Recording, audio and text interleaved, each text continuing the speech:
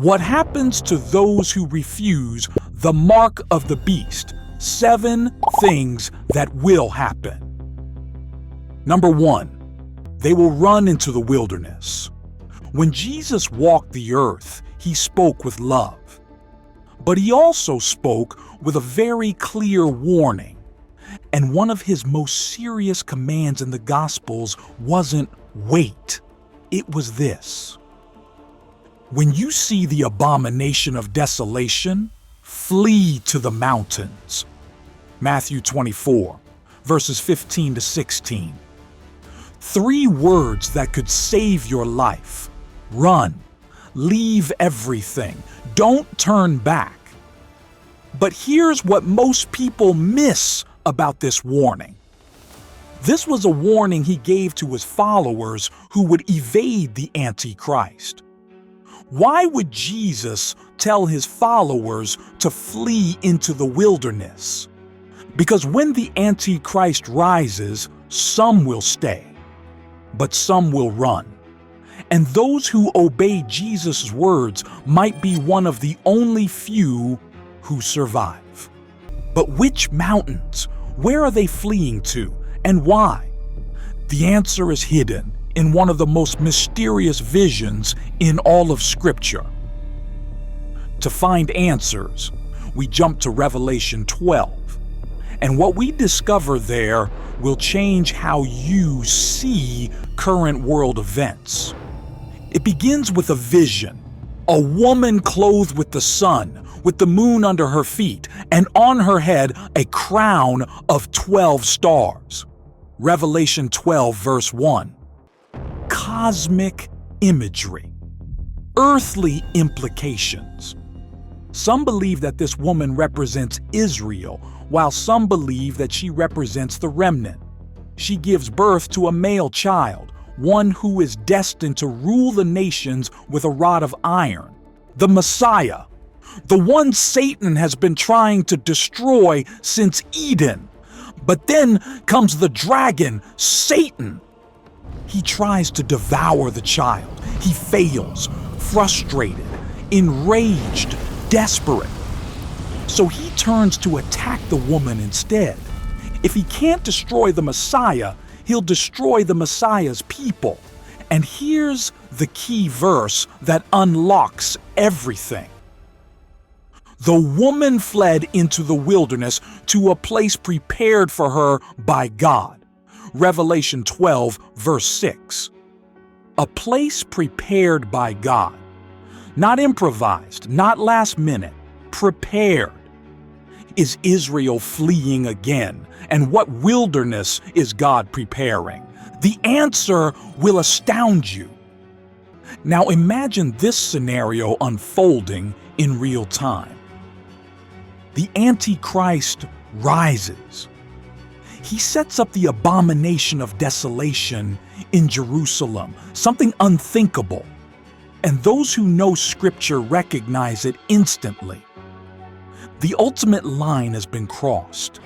They remember what Jesus said. They remember what Revelation promised. So what do? They flee. But this isn't just any escape. This is God-led. But the woman was given 2 wings of a great eagle that she might fly into the wilderness to her place. Revelation 12, verse 14. Wings of an eagle. Divine transportation. Supernatural speed. God gives wings. God prepares the place. God shelters His people. While the world descends into chaos, God orchestrates the greatest rescue mission in history. But what is this place? Where do they go? And how long will they stay? The Bible is incredibly specific about the timeline. Revelation is precise. Where she is nourished for 1,260 days. Times, and half a time. 42 months. All of these equal 3.5 years. So what's happening during these 1,260 days? The answer should make your blood run cold. This is the second half of the Great Tribulation. It's the darkest time in human history. The Antichrist is at full power. Satan is furious, but God hides his people in the wilderness. And just like in the days of Moses, God takes them through a desert, not to destroy them, but to transform them. Now, this is where things get really interesting. But what wilderness is it talking about? The woman fled into the wilderness to a place prepared by God. Revelation 12, verse 6. No name, no coordinates, just a place prepared. Could this be a real place on the map today? Could the location already be waiting in silence for its prophetic moment? What if the answer is right in front of us?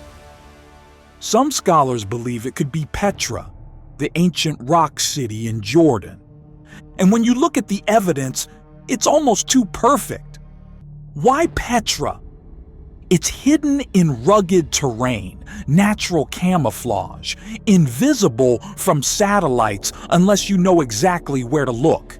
It's surrounded by cliffs and narrow passageways, easy to defend. One way in, multiple escape routes out, a tactical nightmare for any attacking force. It has a long history of being a refuge. For centuries, people have hidden there when they needed to disappear. But there are other possibilities that might surprise you. Others point to the Negev desert in southern Israel. Think about it. It's vast, isolated, empty, and Israel already controls it. Could this wilderness, seen as useless by most, soon become one of the most important places in end-time prophecy? Or maybe we're thinking too literally. Still others wonder if the wilderness is more symbolic than geographic. Maybe it's not just a location. Maybe it's a season, a time of isolation, a place of refining, a moment of spiritual transformation. Therefore, I will allure her and bring her into the wilderness and speak tenderly to her. Hosea 2:14. What if God's plan isn't just to protect Israel from danger, but to meet them in the place of desperation? But here's what we do know. The woman was given 2 wings of a great eagle that she might fly into the wilderness where she is nourished. Revelation 12:14. 3 divine actions that guarantee success. God leads. He doesn't just point the way. He guides every step. God lifts. Supernatural transportation when natural means fail. God provides. Sustenance in the barren place. Water from the rock. Manna from heaven. So even if we don't know the name of the place, God already has it prepared. The escape route exists. The supplies are stockpiled. The timing is predetermined. And if He's preparing a place, it means He's already planning the escape. He's one step ahead of the enemy, and always right on time for His people. But there's something bigger at stake here, and this is where prophecy becomes personal. If this wilderness place exists, then that means the persecution it protects from is also very real. You can't have a refuge without a reason to run. This means the Antichrist's agenda against Israel will reach a boiling point. This means Satan's fury against the covenant people will explode. This means that fleeing won't be optional. It will be a matter of life or death. When compromise means death, running means life. So understanding the wilderness isn't just about curiosity, it's about survival. Because if God is preparing a place of escape, that means the thing they're escaping from is coming. Here's what you need to ask yourself. If God is preparing an escape route for His people during the darkest hour in human history, what are you doing to prepare? Are you watching the signs? Are you ready to recognize the moment when flee becomes the only option? Because when that moment comes, and the Bible says it will come, those who know what to look for will know what to do. Those who don't, won't. Number 2, they will not be able to buy or sell. He causeth all, both small and great, rich and poor, free and bond, to receive a mark. And that no man might buy or sell, save he that had the mark. Revelation 13:16. This isn't a suggestion. It's a prophecy, and it's coming. The mark of the beast isn't about convenience. It's not about technology. It's about control. It will control who eats and who starves, who works and who is locked out, who survives and who disappears. This is the moment when the economy becomes your enemy. You will either take the mark or lose the ability to live in the system. There will be no neutral ground, no quiet middle, no compromise without cost. Revelation doesn't just say that the mark is required. It says that every person will face the choice, small or great, rich or poor, famous or forgotten. Every class, every race, every generation. The world will come under a single system, one mark, one economy, one decision. Mind-blowing fact. The Greek word for mark in Revelation is charagma. It means a stamp, etching, or branding, often used on slaves. The moment you take the mark, you belong to the beast. Your worship is no longer optional. Your freedom is gone. Your soul is on the line. If any man worship the beast and his image, the same shall drink of the wine of the wrath of God. Revelation 14:9. But what kind of system could actually enforce this? How close are we to seeing it rise? Revelation 13 paints a terrifying picture.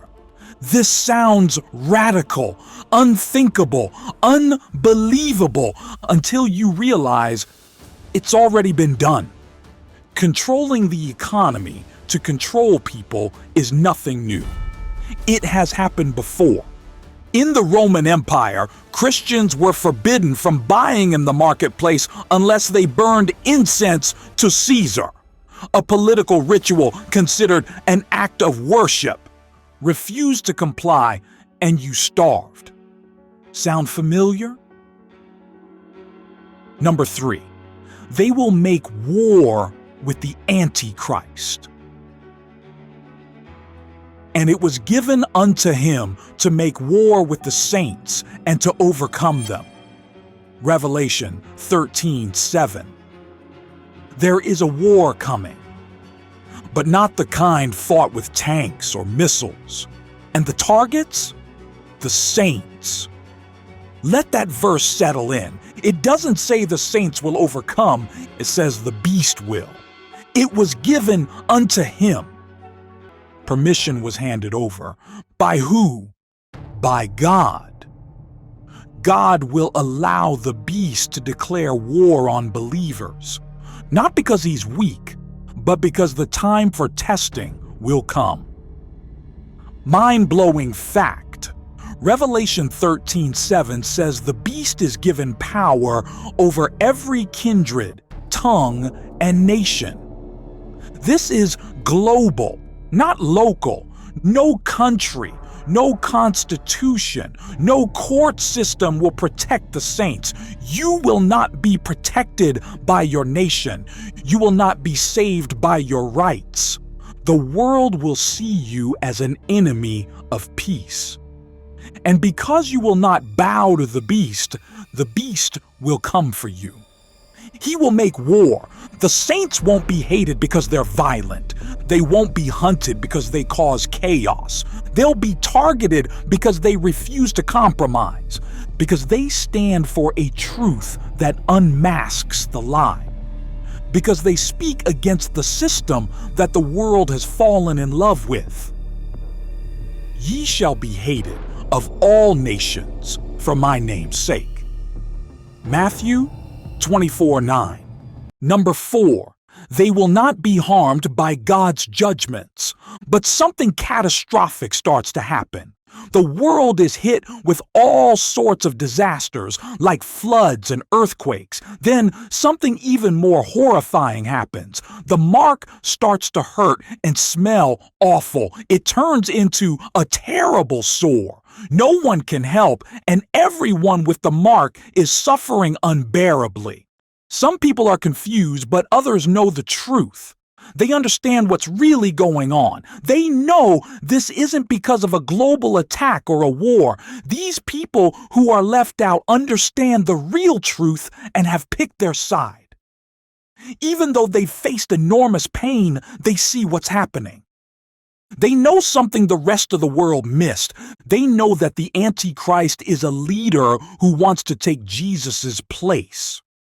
He was almost killed, but somehow healed, and everyone was tricked by him. So many people followed him without thinking. They also understand that the sores aren't from this world, but come from a distant place. These troubles come from the temple of God way up in heaven. The temple of God in heaven is a mysterious place. Many people don't even know there is a temple in heaven. But what happens there determines what happens here. This temple is mentioned in the book of Revelation, chapter 11. When the temple is closed, it means a huge warning and judgment for the whole world, the worst ever seen or that will ever be seen. It would be the final judgment for the world. When the temple is first opened, many strange things happen.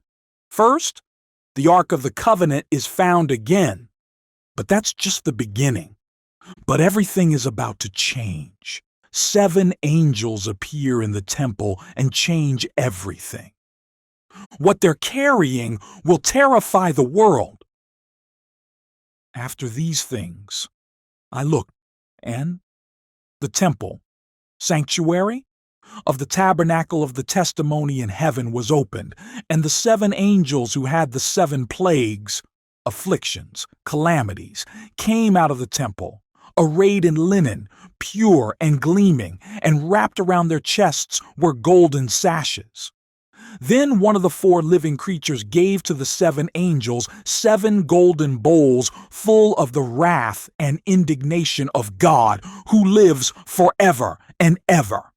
And the temple was filled with smoke from the glory and radiance and splendor of God and from his power. And no one was able to enter the temple until the 7 plagues of the 7 angels were finished. Revelation 15, 5-8.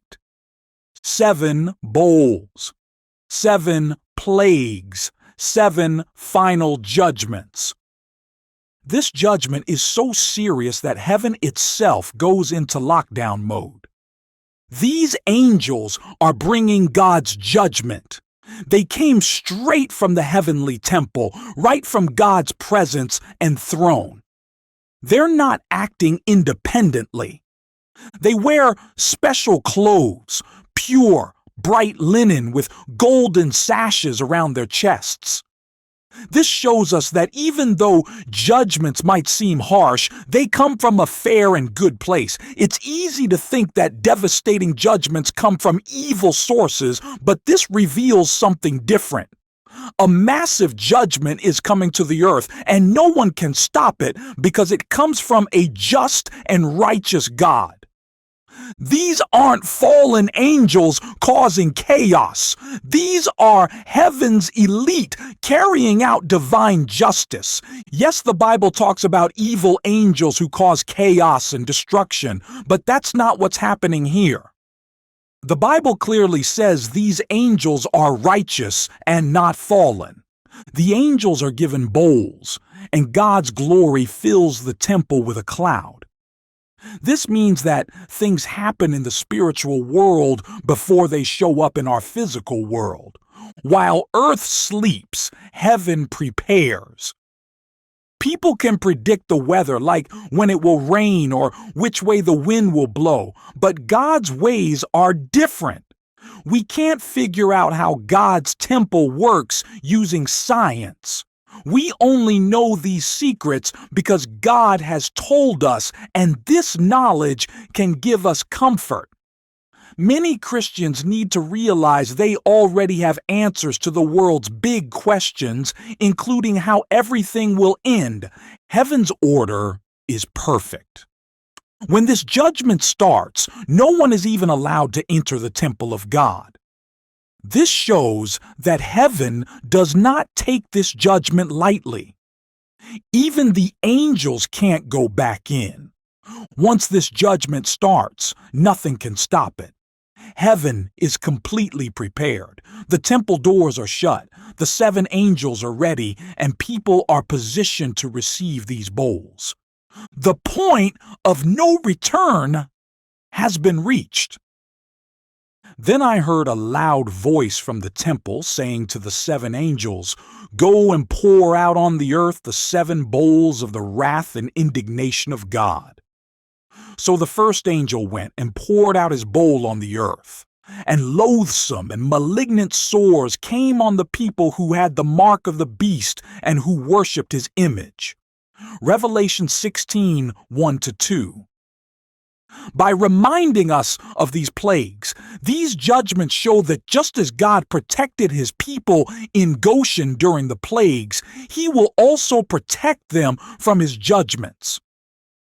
God's people have protection. Everyone else has problems. Number 5, some are sealed with the mark of God.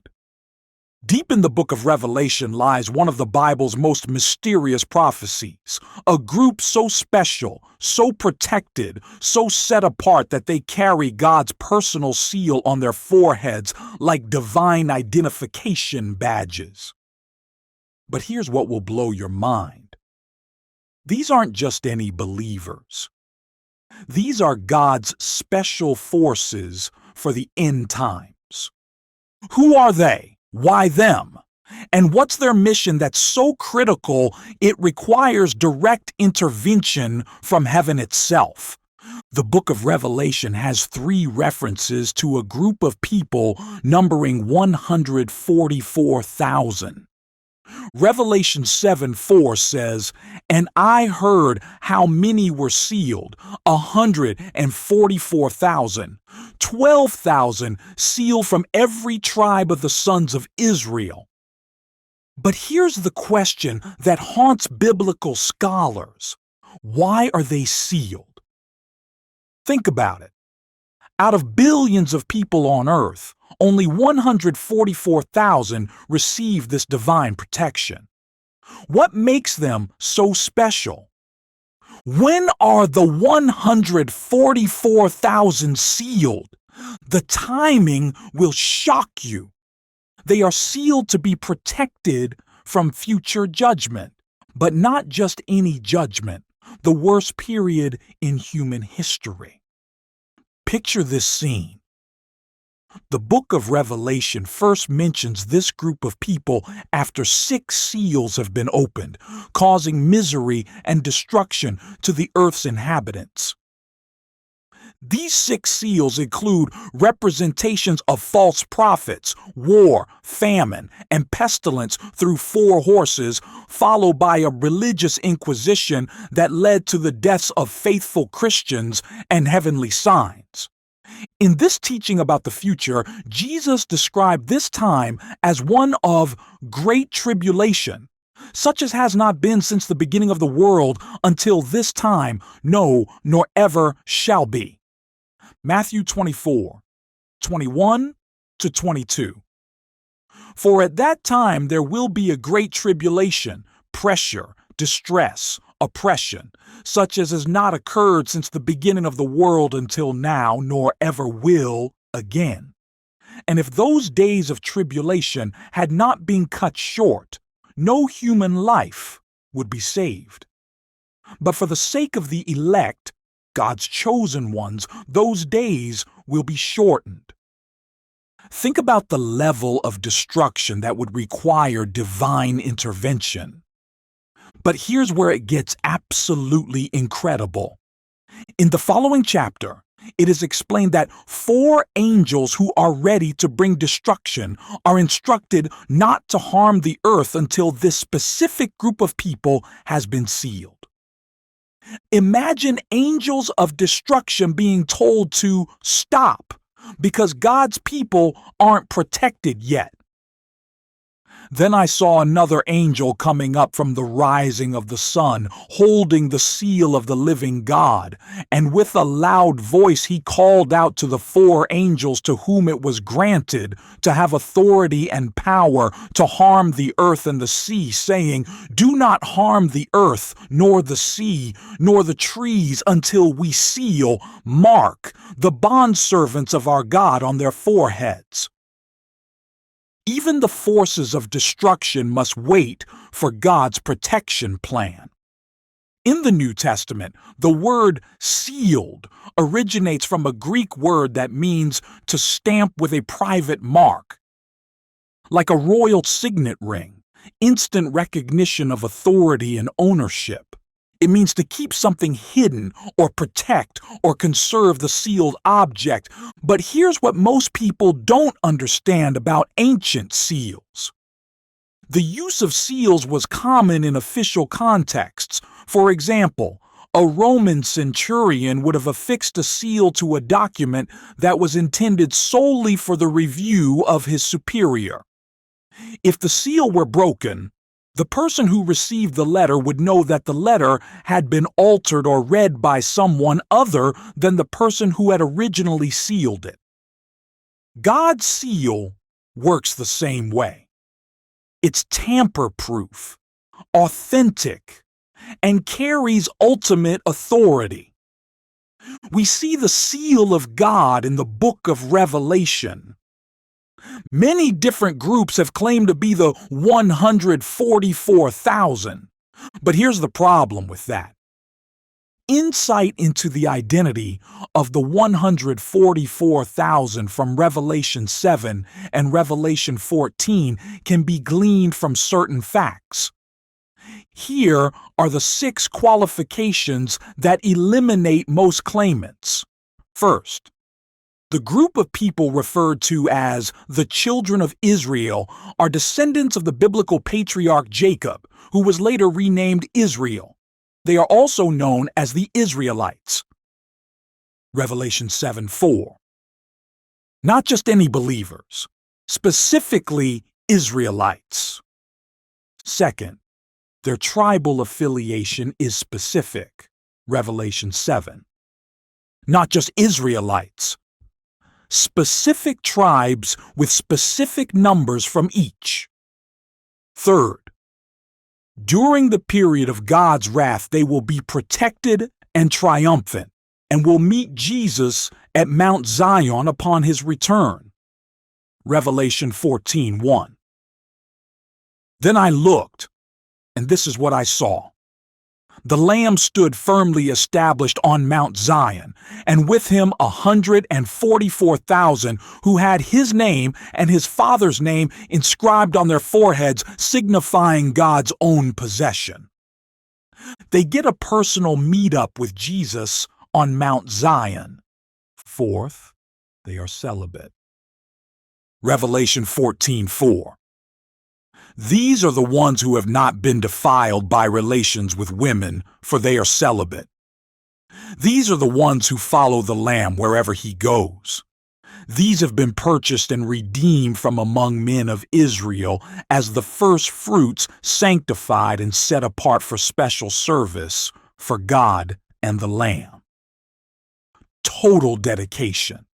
No earthly attachments. Number 5. They are the beginning of a greater harvest, the first fruits of something bigger coming. Number 6. They are marked by integrity and faithfulness. Revelation 14:5. Perfect character, unshakable loyalty. Taken together, it is difficult to argue that the 144,000 are symbolic of the church. This isn't symbolism. This is a specific literal group with a specific literal mission. They're not the church. They're not Gentile believers. They're not a spiritual metaphor.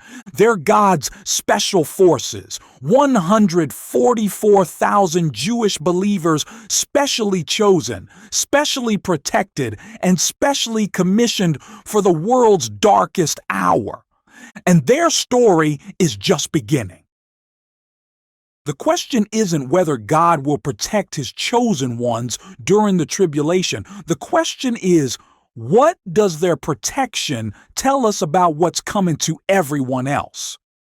Because if God needs to supernaturally seal 144,000 people just to survive what's ahead, what does that say about the level of destruction coming to earth? Number 6, you will face death.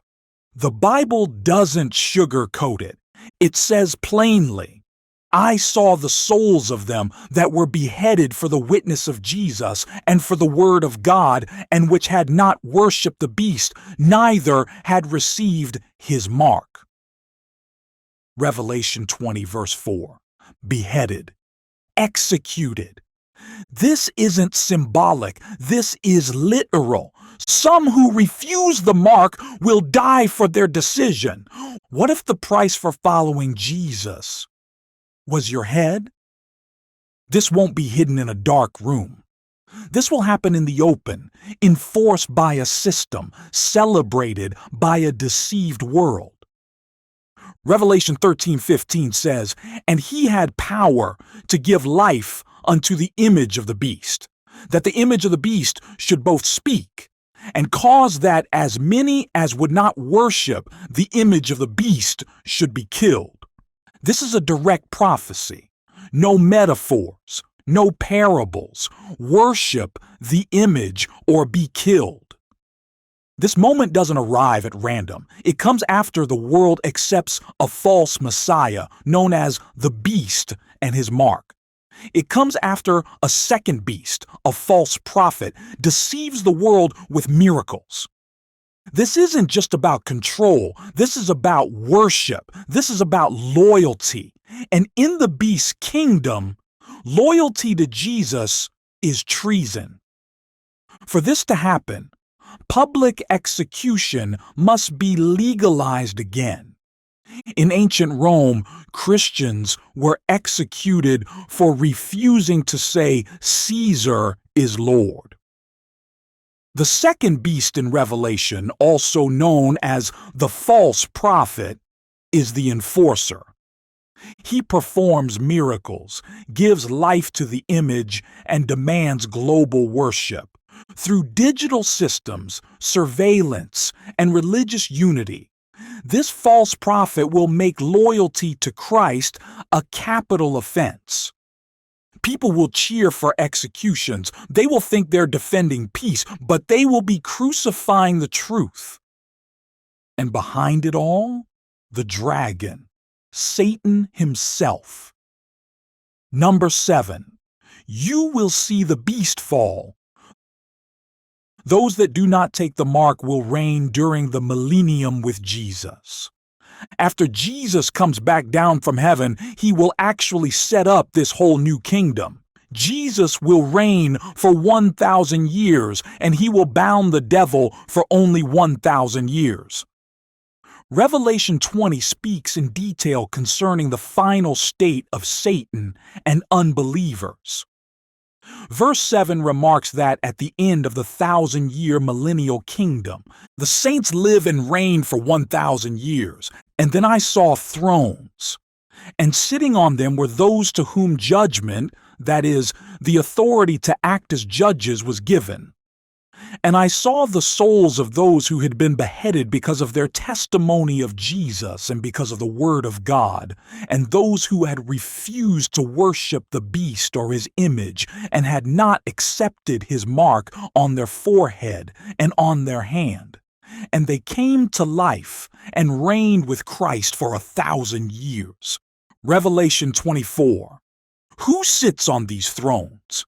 Perhaps the 24 elders representing the church, or the apostles, or the company of saints as a whole. This could be the judging of angels talked about in 1 Corinthians 6, 2-3. However, it's more likely that these saints are in charge here on earth. These saints will rule with Jesus for the same time that Satan is locked up, 1,000 years. They help run the kingdom of Jesus Christ on earth, overseeing those who move from the troubles of the Great Tribulation to the peace of the Millennium. Everyone who wins with Jesus will rule and reign with him. 1 Corinthians 6, 2-3. Do you not know that the saints, God's people, will one day judge the world? If the world is to be judged by you, are you not competent to try trivial, insignificant, petty cases?